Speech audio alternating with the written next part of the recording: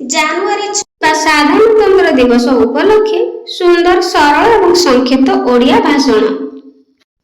ହୃଦୟ ଆମର ଗୋଟିଏ, ଗୋଟିଏ ଆମର ଜୀବନ। ହୃଦୟ ଆମର ଗୋଟିଏ, ଗୋଟିଏ ଆମର ଜୀବନ। ଭାରତ ମାତା ଆମର, ଆମେ ଏହାର ସନ୍ତାନ। ସମ୍ମାନନୀୟ ସଭାପତି ମହୋଦୟ, ଜ୍ଞାନ ଗୁଣରେ ଗରିଆନ ତଥା ନୀତି ଆଦର୍ଶରେ ଗଢ଼ା ମୋର ପୂଜ୍ୟ ଗୁରୁଜୀ ଓ ଗୁରୁମା ବୃନ୍ଦ, ଉପସ୍ଥିତ ବିଚାରକ ମଣ୍ଡଳୀ ଏବଂ ସାନ ବଡ଼ ଭାଇ ଓ ଭଉଣୀମାନେ, ଆଜି ହେଉଛି ଜାନୁଆରୀ ମାସ 26 ତାରିଖ ଅର୍ଥାତ୍ ସାଧାରଣତନ୍ତ୍ର ଦିବସ। ସର୍ବପ୍ରଥମେ ମୁଁ ଆପଣମାନଙ୍କୁ ସାଧାରଣତନ୍ତ୍ର ଦିବସ ଉପଲକ୍ଷେ ହାର୍ଦ୍ଦିକ ଶୁଭେଚ୍ଛା ଓ ଅଭିନନ୍ଦନ ଜଣାଉଛି।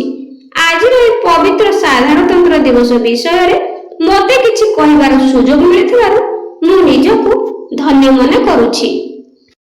ଆଜି ହେଉଛି 26 ଜାନୁଆରୀ 2026 ମସିହା 77ତମ ଗଣତନ୍ତ୍ର ତଥା ସାଧାରଣତନ୍ତ୍ର ଦିବସ। ଏହାକୁ ମଧ୍ୟ ଗଣରାଜ୍ୟ ଦିବସ କୁହାଯାଏ।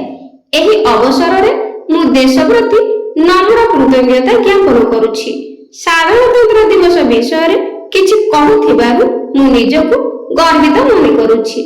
ଗଣତନ୍ତ୍ର ଦିବସ ପ୍ରତ୍ୟେକ ଭାରତୀୟଙ୍କ ପାଇଁ ଏକ ପର୍ବ ନୁହେଁ, ବରଂ ଏହା ଆମ ସମସ୍ତଙ୍କର ଗୌରବ ଅଟେ। ଏହି ଗଣର ଅର୍ଥ ଲୋକମାନେ, ତନ୍ତ୍ରର ଅର୍ଥ ଶାସନ। ଆମେ ପ୍ରତିବର୍ଷ 26 ଜାନୁଆରୀକୁ ଗଣତନ୍ତ୍ର ତଥା ସାଧାରଣତନ୍ତ୍ର ଦିବସ ରୂପେ ପାଳନ କରି ଆସୁଛୁ 1950 ମସିହାରୁ। ଯଦି ମୁଁ ଏହାର ଇତିହାସ କହିବି, ସେଦିନ ଥିଲା 1930 ମସିହା ଜାନୁଆରୀ ମାସ 26 ତାରିଖ। ରାବି ନଦୀର ତଟରେ କଂଗ୍ରେସର ଲାହୋର ଅଧିବେଶନ। ସେଦିନ ପଣ୍ଡିତ ଜବାହରଲାଲ ନେହେରୁଙ୍କ ଭାଷଣ ମୁଗ୍ଧ କରିଥିଲା ଭାରତବାସୀଙ୍କୁ। ତାହା ଥିଲା ପୂର୍ଣ୍ଣ ସ୍ୱରୋଜଗାର ଡାକରା।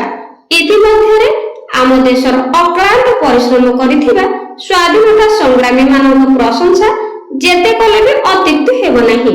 ସେଥିମଧ୍ୟରୁ ଆମର ଜାତିର ପିତା ମୋହନ ଦାସ କରମଚାନ୍ଦ ଗାନ୍ଧୀ, ସୁଭାଷ ଚନ୍ଦ୍ର ବୋଷ, ଭଗତ ସିଂ, ଲାଲା ଲାଜପତ ରାୟ, ରାଣୀ ଲକ୍ଷ୍ମୀବାଇ, ସର୍ଦ୍ଦାର ବଲ୍ଲଭଭାଇ ପଟେଲ। ସେ ପ୍ରାୟ 60ଟି ଦେଶର ସମ୍ବିଧାନକୁ ବିସ୍ତୃତ ଅଧ୍ୟୟନ କରିବା ପରେ ଭାରତକୁ ଓ ଭାରତୀୟଙ୍କୁ ଖାପ ଖୁଆଇଲା ଭଳି ଗୋଟିଏ ସମ୍ବିଧାନ ଖସଡ଼ା ତିଆରି କରି ଡକ୍ଟର ଭୀମରାଓ ଆମ୍ବେଦକରଙ୍କ ଆଧୁନିକ ଯୁଗର ସୁଯୋଗ୍ୟ ମନୁ ପାଲଟିଗଲେ। ଶେଷରେ ଦୀର୍ଘ 2 ବର୍ଷ 11 ମାସ 18 ଦିନର କଠିନ ପରିଶ୍ରମର ଫଳ ସ୍ୱରୂପ ଭାରତର ସମ୍ବିଧାନ ପ୍ରସ୍ତୁତ ହୋଇଥିଲା। 1950 ମସିହା ଠିକ୍ ଆଜିର ଦିନରେ ଆମ ସମ୍ବିଧାନ କାର୍ଯ୍ୟକାରୀ ହୋଇଥିଲା। ସେହିଦିନ ଆମେ ସମ୍ପୂର୍ଣ୍ଣ ରୂପେ ସ୍ୱାଧୀନତାର ସ୍ୱାଦ ଚାଖିଲୁ। ସେଥିଯୋଗୁଁ ଜାନୁଆରୀ 26 ଆମ ଦେଶର ଏକ ରାଷ୍ଟ୍ରୀୟ ଦିବସ। ଆଜିର ଛାତ୍ର ଆସନ୍ତାକାଲିର ନାଗରିକ। ଭାରତର ଶାସନ ଡୋରି ରହିବ ସେମାନଙ୍କ ହାତରେ।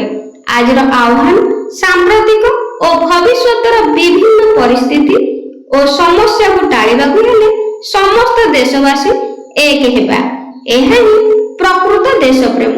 ଶେଷରେ ମୁଁ ଦେଶର ସମସ୍ତ ଶହୀଦ ବୀର ଯବାନମାନଙ୍କୁ ସଲାମ ଜଣାଇ ମୋର ବକ୍ତବ୍ୟ ଶେଷ କରୁଛି। ଜୟ ହିନ୍ଦ, ଜୟ ଭାରତ। ପିଲାମାନେ ଭାଷଣଟି ପସନ୍ଦ ଆସିଲେ ଲାଇକ୍ କରିବେ ଆଉ କମେଣ୍ଟରେ ନିଶ୍ଚିତ ଜଣାଇବେ। Thank you for watching.